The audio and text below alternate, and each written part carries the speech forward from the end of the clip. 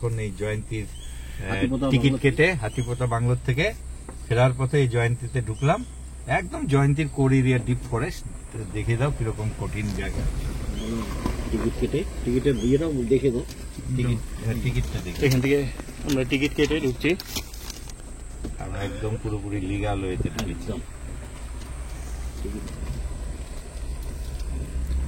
বিকেলের টাইমে ঢুকছি আমরা, মানে অসাধারণ একটা ভিউ। বিকেলের টাইমে এরকম ভাবে যখন তখন কিছু দেখার চান্স আছে। এমনি সকাল থেকে দেখে যাচ্ছে।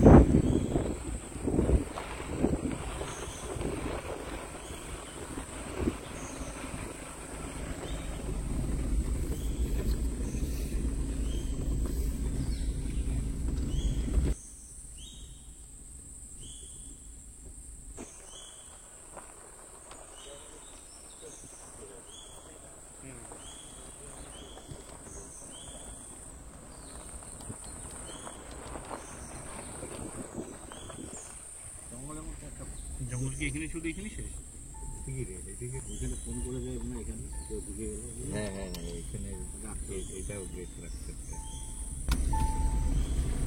ও এটাও আর একটা গেট চারিদিকে। অনরণ্য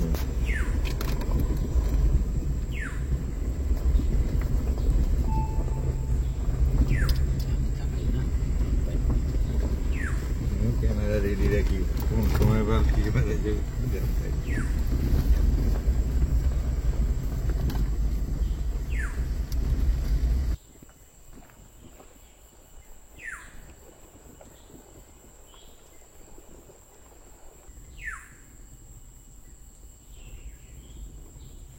জয়ন্তীর গহন অরণ্য। যে কোনো সময় যে কোনো কিছু বেরিয়ে যেতে পারে, একটা সাসপেন্স কাজ করে এক্ষেত্রে সবসময়, এবং সেই সাসপেন্স নিয়ে ধীরে ধীরে এগিয়ে চলেছি। সবুজ এবং ঝরা পাতা সব কিছুর সমন্বয়। হঠাৎ রাস্তার মধ্যে একটা কিছু নজরে পড়ল। এটা লেপার্ড না জাগুয়ার? জাগুয়ার মনে হচ্ছে। ধীরে ধীরে এগিয়ে চলেছে।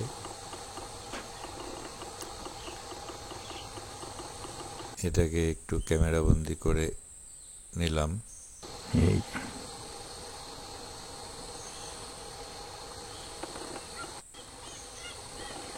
আমাদেরকে দেখে একটু ভয় পেয়ে গেছে এবং তাড়াতাড়ি করে সাইডে ঢুকে গেল। আমরা আবার এগিয়ে চলছি যথারীতি। জয়ন্তী মানে এটা বলা যায় যে কোর এরিয়া, এখান দিয়ে সাফারি হয়। ছাপ নেই, চাকার ছাপ নেই।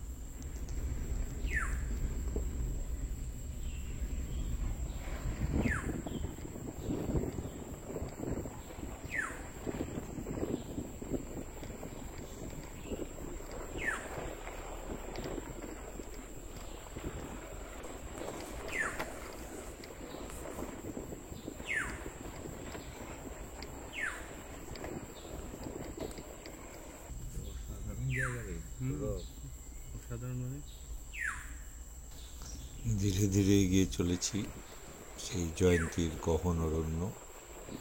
চারিধারে দৃষ্টি রাখতে রাখতে এই হঠাৎই পাশে একটু নিচু পাথুরে জায়গার মধ্যে একটা ছোট টাস্কার হাতি তার মানে এই জায়গাটায় ওদের হাতির দল আছে মনে হচ্ছে। এই যে আরেকটা হাতি আমাদেরকে দেখে ঢুকে গেল, এবং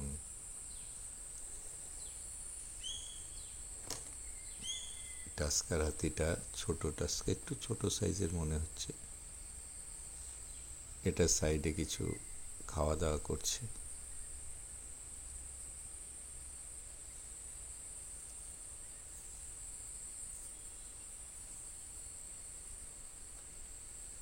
যাই হোক, এই হাতির দৃশ্য দেখে বেলাও প্রায় পড়ে আসছে, সুতরাং বেশি দেরি করা যাবে না, আবার এগিয়ে চলেছি। এই সামনের জায়গাটায় একটু জলা একটা জলের মানে একটা ঝর্ণা টাইপের, এখান দিয়ে জলটা বয়ে চলেছে এবং এই পাশে প্রচুর হাতির পটি দেখতে পেলাম। তার মানে বোঝা যাচ্ছে এখন তো শীত পড়ে গেছে এবং জলের অভাব হচ্ছে, যার ফলে হাতিরা এখানে জল খেতে আসে, এটা বুঝতে পারলাম। জয়ন্তীর গহন অরণ্যের মধ্যে দিয়ে ধীরে ধীরে আমার গাড়ি এগিয়ে চলেছে।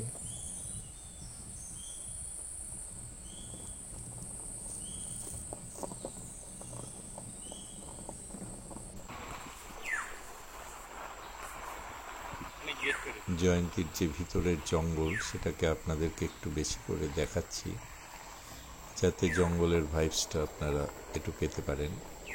আশা করি যারা জঙ্গল ভালোবাসেন তাদের অবশ্যই এটা ভালো লাগবে, কেননা এই সমস্ত জায়গা দিয়ে কোর এরিয়ার মধ্যে দিয়ে গাড়ি করে যাওয়া এটা আলাদাই অভিজ্ঞতা।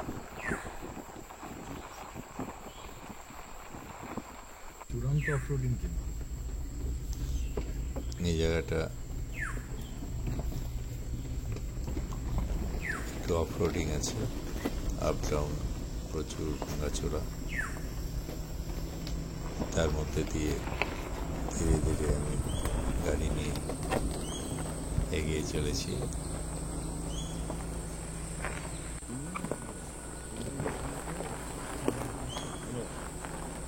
চারিদিকে লক্ষ্য রাখতে রাখতেই যেতে হচ্ছে, কেননা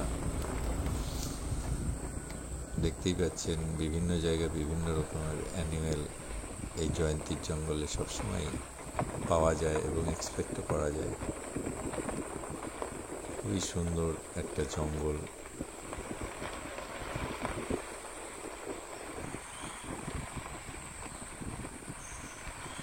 বক্সা টাইগার রিজার্ভও এই একই জায়গা বলা হয়, জয়ন্তী বক্সা টাইগার রিজার্ভ একই এরিয়া। এই জায়গায় কিছুটা আসার পর এখানে একটা হালকা রাস্তা,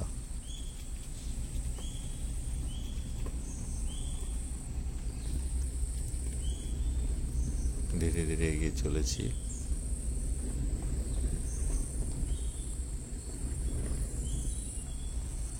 আমি ড্রাইভিংয়ে আছি।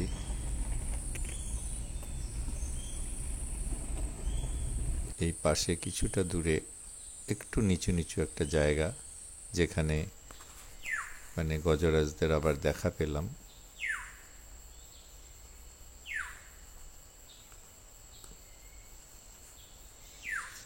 এই জায়গাটায় যথারীতি গজরাজ অনেকগুলোই আছে, বড় গজরাজের পাশে ছোট ছোট গজরাজদেরও দেখতে পাওয়া যাচ্ছে। এরা কিছু এখানে খাওয়া দাওয়া করছে।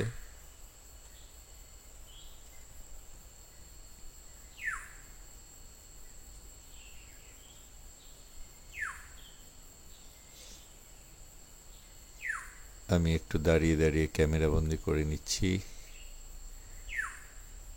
গজরাজ হেঁটে হেঁটে আড়ালে প্রায় চলে গেল, একটু দূরে গিয়ে আবার ক্যামেরা বন্দি করার চেষ্টা করলাম। এখানে একটা বড় গজরাজ এবং দুটো ছোট ছোট গজরাজকে দেখতে পাওয়া যাচ্ছে।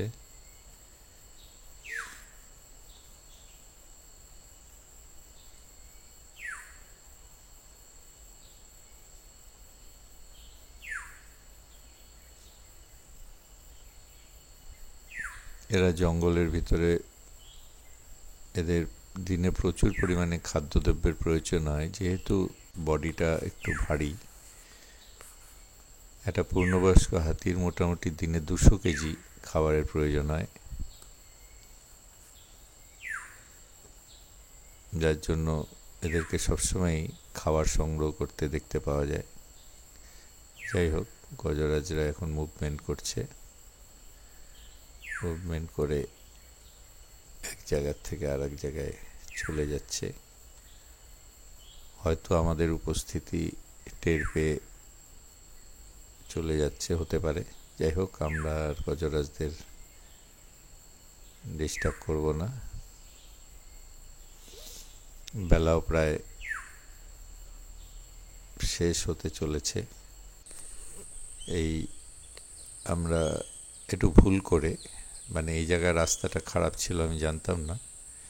এখানে অ্যাকচুয়ালি কালভার্টের থেকে ডাউনে প্রচুর ডিপ্রেশন, আমাদের ঘুরে আবার অন্য জায়গা দিয়ে ব্যাক করতে হবে। বেলা শেষ হয়ে গেছে, দেখছেন যে পানকৌড়ি পাখিরা সব ঘরে ফিরছে। এই সিন দিয়েই আমি আজকে আমার এই জয়ন্তী ভ্রমণের ভিডিও শেষ করছি। ধন্যবাদ, সবাই ভালো থাকবেন।